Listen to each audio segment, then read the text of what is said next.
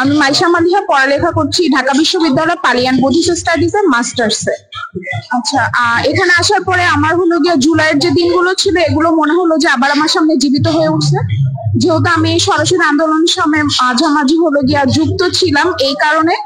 আর গত 16 বছর ধরে হলো গিয়া ফ্যাসিস্ট সরকার ইসলামী ছাত্র শিবির সম্পর্কে যে নেগেটিভ স্কেপ তৈরি করছিল জনমানবের মনে, তাদের এই কর্মকাণ্ডগুলো দেখে আশা করি জনগণের মাঝে ইসলামী ছাত্র শিবির নিয়ে যে ভ্রান্তি বা নেতিবাচক ধারণা ছিল এগুলো দূর হয়ে যাবে। আর বর্তমানে তারা যে কর্মকাণ্ড পরিচালনা করছে জনগণের জন্য বা আহত বা জুলাই যারা নিহত হয়েছে এদের জন্য, আমি আশা করি তারা এই কাজগুলো অব্যাহত রাখবে। এতে করে মানুষের মনে তাদের নিয়ে আরো যে নেতিবাচক ধারণা আছে এগুলো পুরোপুরি ভাবে হলো গিয়া দূরীভূত হয়ে যাবে। তো ঢাকা বিশ্ববিদ্যালয় সংগঠন এবং ছাত্র শিবির সামগ্রিকভাবে শিবির সম্পর্কে সামগ্রিকভাবে তাদের যে কর্মকাণ্ড আমাদের বিশ্ববিদ্যালয় ক্যাম্পাসে এই কর্মকাণ্ডগুলো ইতিবাচকই বলা যায়। প্রায় সময় দেখা যায় তারা অনেক দুস্থ শিক্ষার্থী বা আহত যাদের এদের খোঁজ খবর নিচ্ছে, তাদেরকে সামগ্রিকভাবে সাহায্য সহযোগিতা করতেছে। মোটামুটি আমার কাছে তাদের কর্মকাণ্ড এখন খুবই ইতিবাচকই মনে হয়।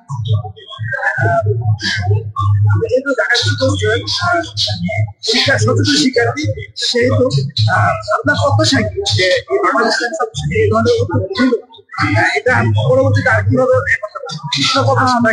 তাদের কাছে আমার প্রত্যাশা হলো গিয়ে তারা এখন যেরকম কর্মকাণ্ড চালিয়ে যাচ্ছে এই কর্মকাণ্ডগুলো তারা পরবর্তীতেও অব্যাহত রাখবে। তারা শুধু বর্তমানে এই কাজগুলো করছে এগুলোর ভিতরে সীমাবদ্ধ না থেকে পাশাপাশি আরো সামগ্রিকভাবে এমনকি দেশের জনগণের কাছেও তারা যাতে আসতে পারে, আমি তাদের কাছে এরকম প্রত্যাশা আর কি রাখতেছি। সংগঠন হিসাবে আমাদের স্থানীয় ছাত্র শিবিরকে নেতিবাচক ভাবে উপস্থাপন করা হয়, বিশেষ করে মেয়েদেরকে অ্যাড্রেস করে মেয়েদের ব্যাপারে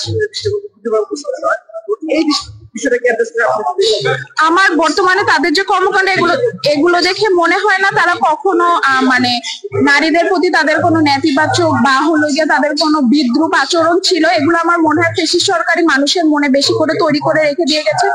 তারা নারীদের প্রতি বেশ সহনশীল, এমনকি তাদের আমার মনে হয় না যে তাদের সম্পর্কে বর্তমানে যে প্রোপাগান্ডাগুলো ছড়ানো হয়েছিল যে তারা নারীদের পোশাক এগুলো নিয়ে তাদের সমস্যা আছে, এরকম আমার কিছুই মনে হয় না। আশা করি আমার যে বর্তমানে তাদের প্রতি আমার যে ধারণাটা আছে এগুলো তারা কখনো ভাঙবে না বা তারা আরো কাজ। আজকের ন্যাশনাল মিউজিয়াম অর্থাৎ জাতীয় জাদুঘরে এসে আমার এই সময়টুকু মনে হচ্ছে যেন আমি বিগত দিনে যে সময়টুকু পার করেছি, বিশেষ করে পতিত স্বৈরাচারের সময় এবং আজকের এই সময়, এর মধ্যে আজকের প্রকৃত স্বাধীনতার যে সুফল আমি গ্রহণ করতে পেরেছি। এজন্য সর্বপ্রথম আল্লাহ রাব্বুল আলামিনের শুকরিয়া আদায় করি, আলহামদুলিল্লাহ। আজকের বাংলাদেশ ইসলামী ছাত্র শিবির সম্পর্কে অনেক অনেক বদনাম এবং দুর্নাম এবং অনেক অভিযোগ আছে, কিন্তু আমি দেখছি যে মালটি যত ভালো, প্রিয় এবং খাঁটি, তার নকল এবং তার বিরুদ্ধে প্রতিপক্ষ অবশ্যই দুর্নাম ছড়িয়ে যায়।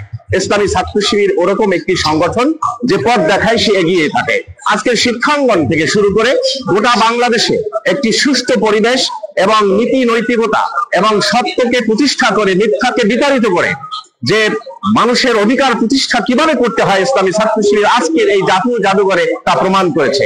আমি মনে করি আজকের এই অবস্থা দেখে যে আজকের যেখানে সমস্ত দৃশ্যগুলি, আজকের যে এই দুর্নীতিবাজ এবং গণহত্যাকারীদের বিচারের জন্য ট্রাইব্যুনাল গঠন হয়েছে, এই দ্রুত ট্রাইব্যুনালে যে সাক্ষী প্রমাণ হবে, আমি মনে করি রাজসাক্ষী হতে পারে আজকের এই উপস্থাপনা এবং এই প্রকাশ্য যে ধরনের মানুষকে যে গণহত্যার যে প্রমাণ রয়েছে, এই ডকুমেন্টসটাই যথেষ্ট।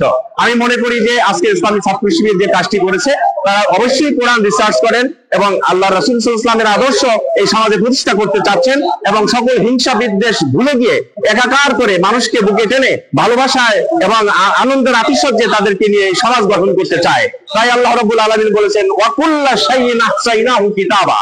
আমি মানুষ প্রত্যেকটি কথাকে লিপিবদ্ধ করে আর্কাইভ করি এবং লিপিবদ্ধ করি।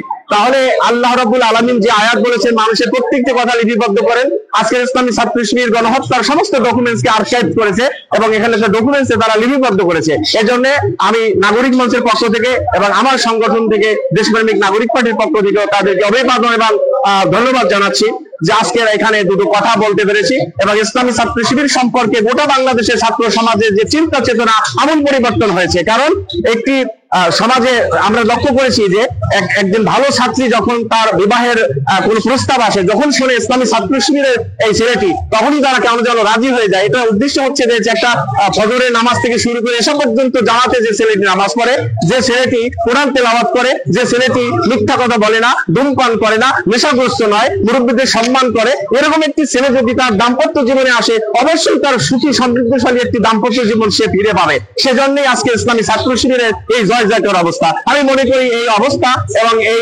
সুনাম সুখ্যাতি ধরে রাখার জন্য ইসলামী ছাত্র শিবির এদের যে প্রশংসার দাবিদার এবং যে প্রশংসিত কাজগুলি করছে এগুলি ধরে রাখতে হবে। আগামী দিনে তাদের পথ চলাকে আমি সাফল্যমণ্ডিত করার জন্য মহান আল্লাহর কাছে দোয়া করছি, ইসলামী ছাত্র শিবির যেন প্রতি পদে পদে অগ্রসর হয় এবং বাংলাদেশের স্বাধীনতার সার্বভৌমত্ব এবং লাল সবুজের পতাকার দায়বদ্ধতা ইসলামী ছাত্র শিবিরের। কারণ ইসলামী ছাত্র শিবিরের জীবন দিয়ে এই স্বাধীনতার সার্বভৌমত্বকে রক্ষা করবে। আর যদি প্রতিবেশী আমাদের বন্ধু প্রতিম শত্রুদের যদি আক্রমণ করে, ইসলামী ছাত্র শিবির সর্বপ্রথম ডিফেন্স দিবে এবং তাদের জীবন দিয়ে এই শত্রুদের মোকাবেলা তারা প্রতিহত করবে।